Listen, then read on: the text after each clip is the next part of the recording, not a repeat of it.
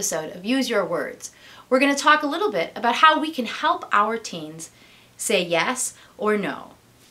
How we can help our teens give consent or not give consent. From a sex-positive standpoint, saying yes or no is a way to be assertive. It's a way to act on your own values, listen to your gut and your intuition, and make decisions that are based on what you want and your well-being. Regardless of whether or not you agree with the Just Say No campaign or philosophy, the reality is at some point in your life or at some point in our teens' lives, they're going to want to say yes to some kind of sexual activity when they're ready.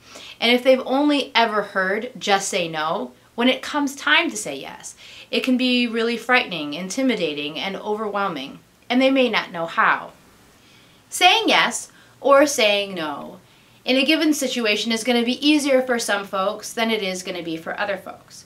But I'm pretty clear that if my expectation for my kids is that they're going to be able to be assertive, think about our values, and make a decision based on that in the heat of the moment without ever having practiced this skill of saying yes, no, giving consent, withholding consent, then I don't think it's going to happen. And this is not any kind of a judgment on my kids, whether I think that they're going to follow our values or not. It's just reality. I know how I react when I'm really into a given situation. If I haven't practiced being assertive in situations that are emotionally charged or physically charged, then it's going to be harder for me to stick by my values, especially if I have someone that I care about who's encouraging me to go one way or another. So this is going to go back to one of our previous episodes when I was talking about values. I created a list of all the positive characteristics that I thought belonged in a healthy sexual relationship.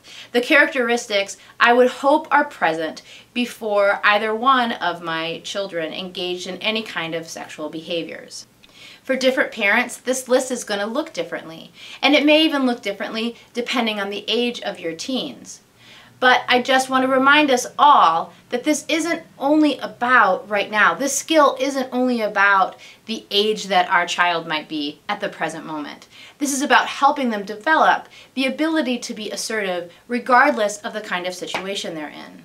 Not only will this keep them safe, but it will also help them enjoy life. If they're not riddled with guilt or shame because they've made a decision, or if they've practiced dealing with the uncomfortable feelings that arise sometimes when we say no to something, if they've had practice in these skills, as they get older, it will get easier for them.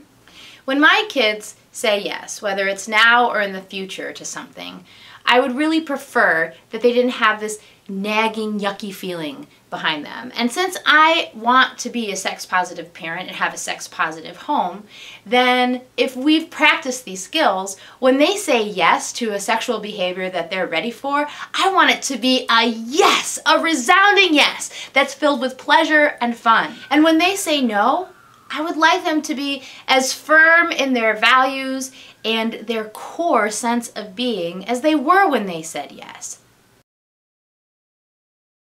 Once you've checked in with your values around sexual behaviors and sexual relationships, then my suggestion is to have a conversation with your teens or your children and talk about the different situations that they might find themselves in, or just random examples of how would they react in this situation. What's the language they would use? How do you think you might feel in that situation? Or maybe even create role plays and do something really goofy and everybody takes a different role. And the first conversation that you have, yes, I said first, doesn't necessarily even have to be specifically related to sexuality. It can be any situation in which they're going to be asked to consent or say no. And one of the things that I really try to communicate to my kids is that you don't have to have a reason to say yes or no to anyone. And don't worry about having to explain yourself. Just saying yes or no is enough. In a culture where all you ever hear is just say no, saying yes can be incredibly tricky. And there's also this notion that if you say yes, to, I don't know, for instance, kissing. That you are saying yes to the whole package.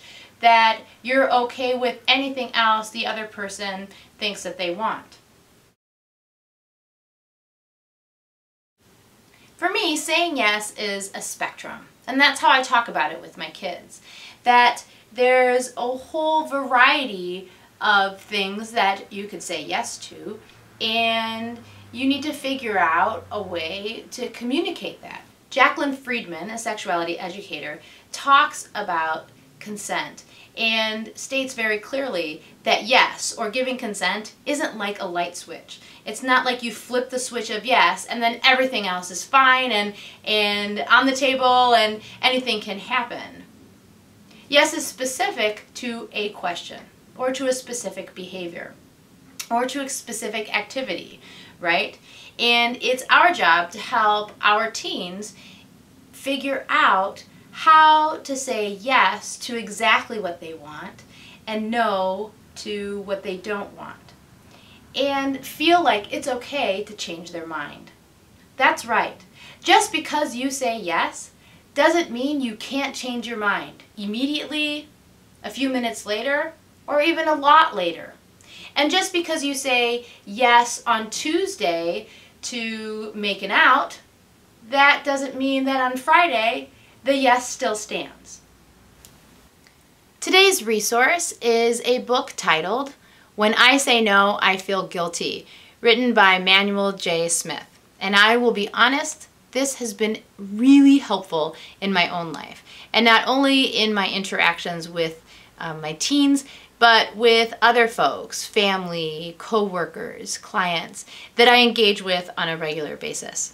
It starts off with an assertiveness bill of rights and then goes on to explain different ways that one can be assertive and stick to your own personal values in different situations without allowing guilt and fear to be motivating factors. Please let us know what you think of this video or any of our previous videos in this series. You can leave a comment here. You are welcome to ask questions and I am happy to answer them for you. I'm also curious when you find it easy or challenging to say yes or no. Leave a comment and I'd love to hear about it.